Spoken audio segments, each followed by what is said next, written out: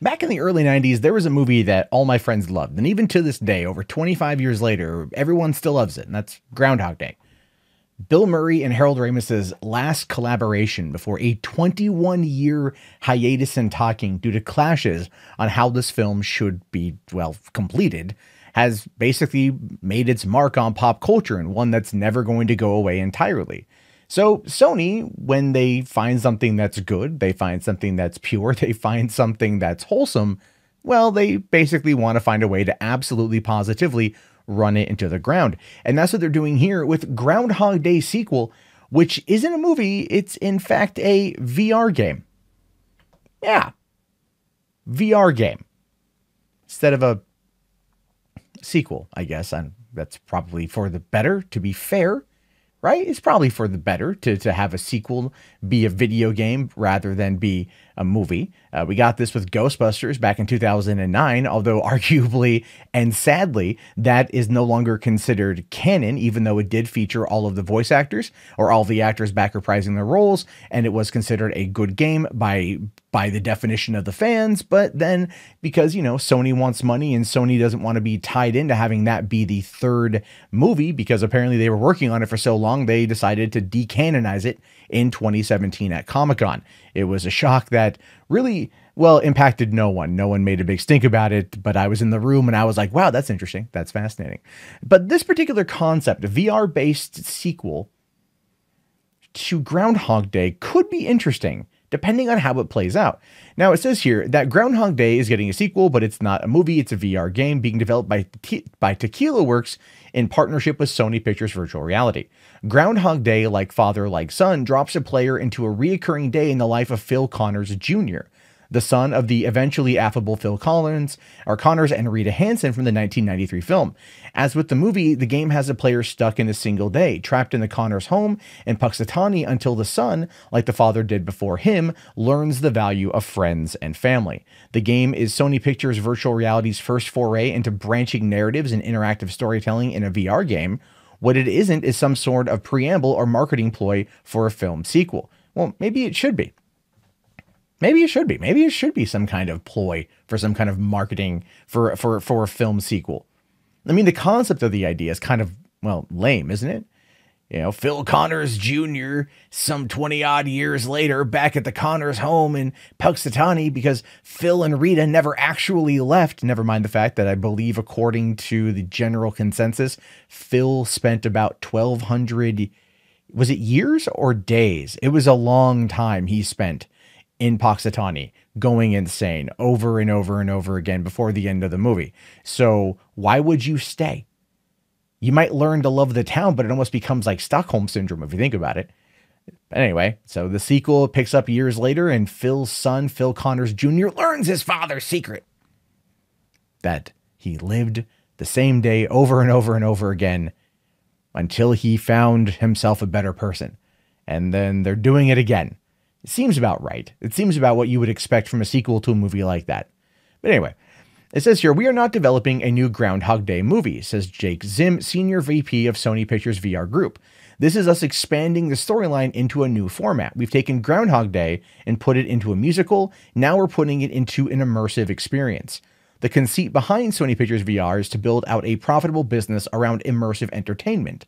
Virtual reality is the group's current focus. Because it is a standalone group inside of Sony, it can remain fairly nimble in how it attacks the problem of creating viable commercial business for virtual reality. Well, I mean, at the same time, VR, I don't want to say VR is dead.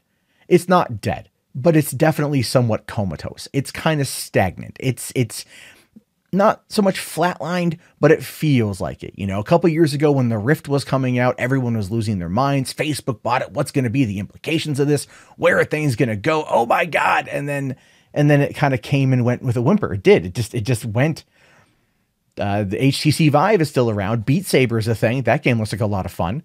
You know, there's Sony VR, which I have a feeling this is what this game is going to be for. This is going to be a platform exclusive for Sony's PlayStation VR, which I'm not going to lie, I want to get my hands on because Firewall Zero Hour looks pretty freaking awesome. And I just need to wait for it all to drop at enough price for me to warrant purchasing a VR headset, which is where I'm at right now. Like, do I need it? No. Do I want it? Kinda.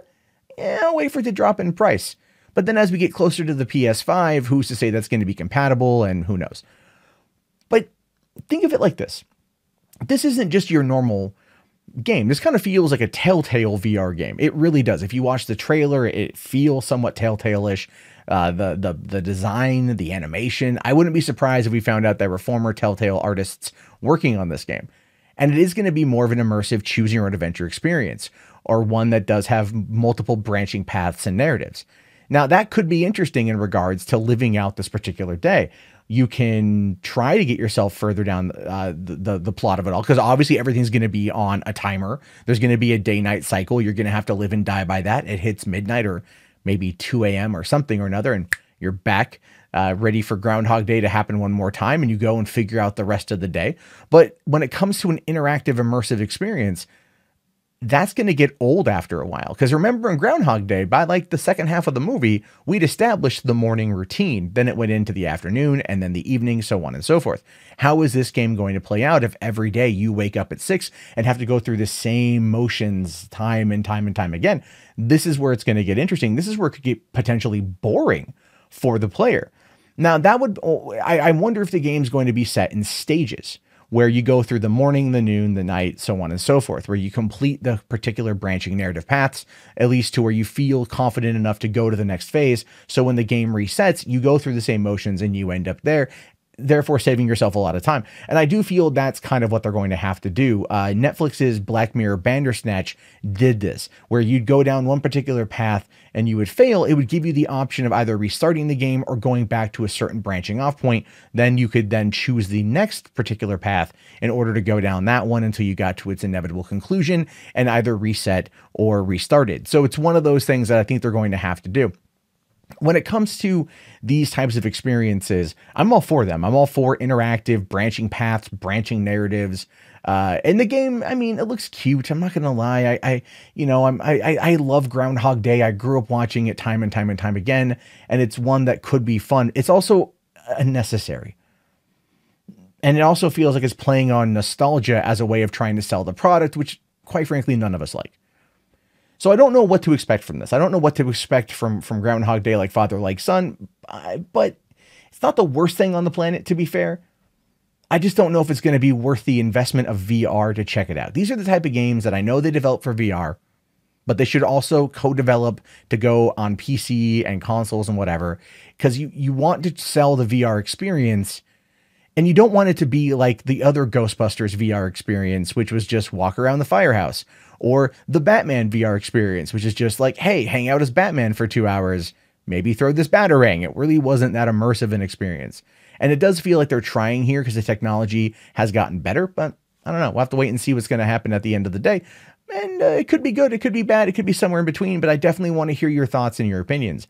What do you guys think about this one? Do you think it's going to be something worthwhile, or is it just another cash-in attempt by Sony to further capitalize on your nostalgia? Let me know down in the comments below. If you guys made it this far, type in Groundhog Day. I was going to say Puxatani, but even I can't spell that right now. And I'll talk to you guys later. Oh yeah, like the video while you're at it. Go ahead, toss a like, it's all good. And have a good one, and peace out. Hey, thank you so much for making it to the end of the video. Since you're here, why don't leave a comment? Let me know what you think about stuff. If you want to subscribe to the channel, you can do that as well. You check out any of these great, fantastic, amazing commentary tracks by me. That's right. I'm not egotistical or narcissistic at all. I'm just your average, everyday, normal YouTuber. Thanks for watching.